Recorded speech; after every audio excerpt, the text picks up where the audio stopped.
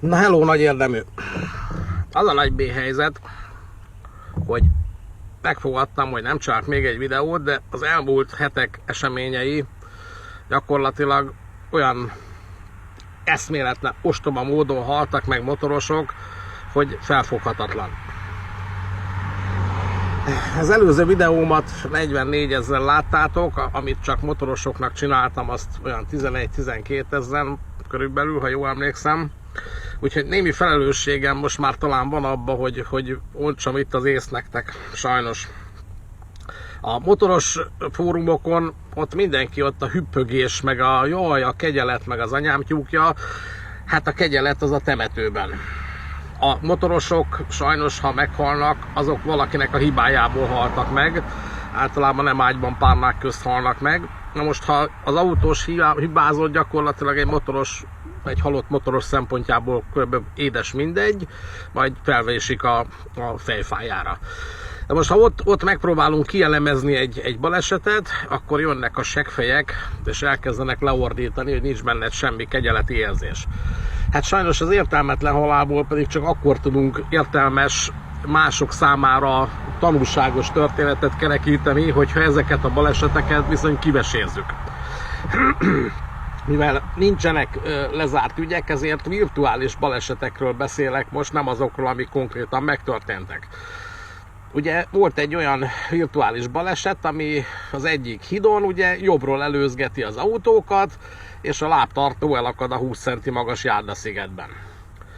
Na most, hát ugye mit lehet erre mondani? Ugye jobbról sosem előzünk, mert az autós, ha bármikor megijed, akár a motor hangjától, vagy bármiért, jobbra önkéntelenül fog húzni, annélkül, hogy benézne a tükörből. Sőt, jobbra önkéntelenül húzol úgy, hogy nem nézd el tükörbe, hogy semmi sem történik, mert jobbról ugye nem egy elegáns dolog elmenni. Ha el akarsz menni, menj el balról.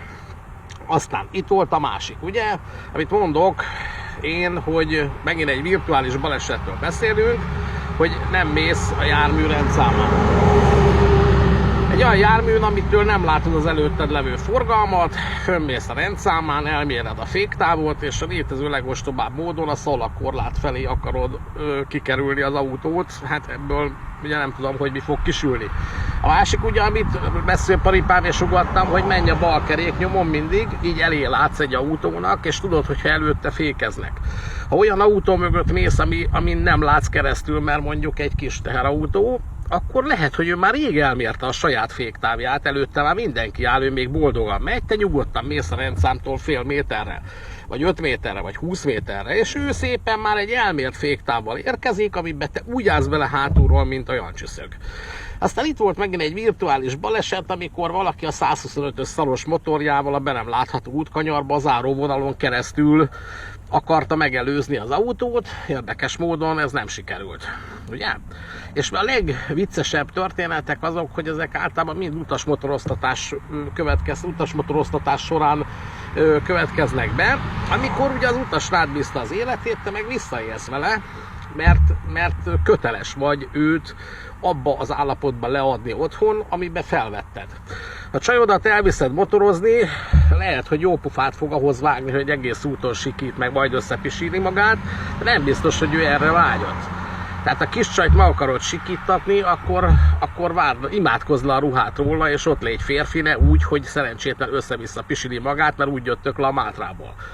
Tehát nincs jogod ezt tenni az utassal, lehet, hogy ő nem mer neked nemet mondani, jó pofát vág hozzá, de nem erre szerződött aznap. És ugye én láttam apát és anyát a saját maga által megölt gyerekei fölött siránkozni, hidd el, nem gyenge történet, azt a hangok örök életedben benne maradnak, és én kívülállóként mondod el, ha ezt te csináltad, mert beleelőztél egy autóba, és leszakadt a gyereket feje. Ugye? Vagy ugye nem éled túl még egy dolog, de ha túléled és oda kell állni az anyja elé, vagy a csajodat kinyírtad és oda kell állni a szülei elé. Ugye? Gondoljatok bele ebbe a szituba, hogy nem tudom egyáltalán, mikor elindulsz vele utasmotoroztatásba akkora gyakorlatot, hogy rögtön az első kanyarba már te a Mátrába lapra teszed a motort. Mert teljesen megváltoznak a motornak a menettulajdonságai, teljesen megváltozik a gyorsulás, a fékezés, teljesen más fékezéskor a súlypont áthelyeződés, ki mekkora csaj tudott magának szerezni, akkora csaj fog a nyakadba zuhanni a fékezéskor, pláne ha a derekadat fogja. Másodperceket fogsz azzal tölteni, hogy megfogd a kormányt, ha ezzel gyakorlatilag 60 métert fogsz veszíteni egy fékezéskor, mert rázuhant a csajod. Ha ABS-es a motor, akkor még hagyjál, mert húzod neki, mint süket a csengőt, de ha nem ABS-es, ugye az ABS neked a kezedben van, egy ösztönös mozdulattal húzod meg a féket, hogy mekkora fékezést adj. Na most itt ez kevés lesz, mire erre rájössz, hogy ez kevés, megint megtettél 60 métert. Tehát egyáltalán korán sem vagyok abban biztos, hogy azok, akik miniszoknyás kis csajokkal lapra teszik a motort, és 200-zal mennek a kiherélt kipufogóval, hogy azok nagy gyakorlatot szereztek már, pláne amikor leveszi a bukós isakját egy motoros pihenőbe, hát, na, 19 éves. Tehát mennyi gyakorlat van utasmotoroztatásban, most mennyi gyakorlat van abban, hogy lapra tett? Ugye ezt megint ne felejtsük el, hogy gyerekek, nincs jogunk más ember életét úgy elvenni a saját hülyeségeimmel. De itt legyél férfi. Aztán itt van a következő, gyerekek, ez a kurva sebesség, amit csak mai szitu, hogy tele van az út őszhajú bácsikákkal, akik mennek ki a szőlőbe, mert ugye meg a Rossemnek van kiskertje az őszhajú bácsikáknak. Ugye szegény kis bácsikák ugye végig dolgozták az egész életüket, sosem tudtak örömautózást folytatni, vettek egy Zsigulit 78-ba, meg vettek egy Suzukit 2011-be, és van a két autóban összesen 100 000 kilométer, vagy 60. Tehát soha az életében nem tanult meg rendesen vezetni, szegénykém dolgozott, fölnevelte a gyerekeit, sose volt annyi fizetés, hogy örömautózásra benzint tudjon elkölteni. Nincs gyakorlata, nincs miből felejtsen. Most megöregedett, megy ki a szőlőbe, ha kiszáll szegénykém egy mondatot nem tud már csak akadozva végigmondani, na most ő itt megy előtted.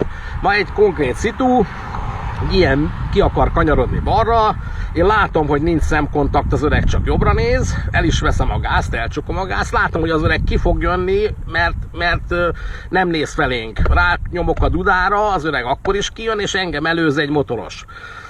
Aki azt hitte, hogy én hülye vagyok, meg totojázok, meg pipogyáskodok, ugye, mert tőlem lehet, hogy nem is látta az öreget. És centiken múlt, hogy az öreg nem verte telibe, szerintem nem is észlelte, hogy előtte egy motoros volt, én szerencsére ki tudtam fékezni a szitút, és elment a francba. Na most ez az országúti sebesség, gyerekek, amit olyan sebességgel kell menni, amit tudsz kezelni, ezt ugattam a múltkor is. Ha nem tudod gyakorlatilag ezeket a szitukat felmérni, hogy valaki lát téged, vagy nem lát téged, vagy a nyom és a tempó elve, amit mindig ugatok, hogy egy félreálló autónak megmozdul a kereke, vagy elkezd tekeredni, mert szedi ki. Ezt csak egy bizonyos tempónál tudod érzékelni, egy bizonyos tempónál tudsz erre reagálni. Én számszerűsítsünk, én azt mondom, ez országúton egy maximum, ha jó motoros vagy, 130-ig tudod ezeket kezelni. Már az a felső határa. Ezekről tudnod kell, hogy ki milyen szituba, milyen mozdulatot tenni szándékozik. Nézd meg egy szemből jövő autónak, hogy kitekeri a kerekét, hogy lelassul-e, hogy alácsűrje az, hogy elveszi azt a gázt, vagy a feje feléd áll-e, hogy lát-e. Érted? Ez egy rettentő fontos dolog. A másik, azt tudod, hogy az előbb mondtam a menj a balkeréknél. Igen, de ez akkor érvényes csak, amikor normálon megyünk, mikor közötted megy egy autó, és jobbról valaki ki akar kanyarodni, akkor ne légy takarásba, húzzál be, láttasd magad, mozdulj rá, mindig maradj le attól az autótól egy picit, hogy legyen távlat, hogy lássanak. Itt ugyanez én közte voltam a motoros és az öreg között. Szerintem a motoros nem látta, mondom, én teljesen azt hiszem, mert az utolsó ilyet reakciójából, hogy akkor vette észre, hogy mindjárt kiütik a hátsó kerekét. Nem lehet így motorozni, gyerekek, nem lehet. Tehát városba is, ha nem tudod gyakorlatilag az összes perifériás látásodba eső gyalogosról és autóról, hogy körülbelül mit akar csinálni, akkor nem szabad motoroznod. De ez úgy tűnik, hogy valami UFO történet, nem UFO történet, a motoron állandóan élesnek kell lenned, ott nincs, hogy elsőbséged van, mert nem adják meg és meghalsz, tehát nincs miről beszélni, nincs második esélyed. Mindig élesnek kell lenni, nem lehet beszélgetni hátrafordulva a kis csajjal. Nem lehet elengedett kormánnyal így menni, mert bemész egy kátyúba, beszitál és vége. A motoros köszöntés is. Biztos vagy benne, hogy 130-nál nem szitál be a motorod, nincs egy nyomvájú. Elég, ha csak fölemeled a kezed, vagy oda biccentesz, vagy rávillantasz egyet a fényszóróval. Szóval legyen már eszünk, gyerekek. Legyen már eszünk. És ez a jobbról elmenés, ezt nap mint nap látom, és most volt egy virtuális baleset, mondom, nem akarom az igazihoz hozzárakni, ahol a jobb lábtartó elkapta a 20 cm magas járdaszegélyt, és egy vastraversz kettészette a palit. Na. Úgyhogy próbáljátok meg ezt a sebességeket gyakorlatilag úgy abszolválni. Én azt mondom, tartsd be akár ezt, nem akarok róla beszélni, úgyse fogod csinálni, de ha csinálod, akkor kezelhető sebességekkel menjél. A másik, tudod, ez a kerék alászedés, mindig a halál félelmem az, amikor szemből áll egy autó, és balra be akar kanyarodni, és alá van szedve a kereke. Ezt autósok sose csináljátok. Sose.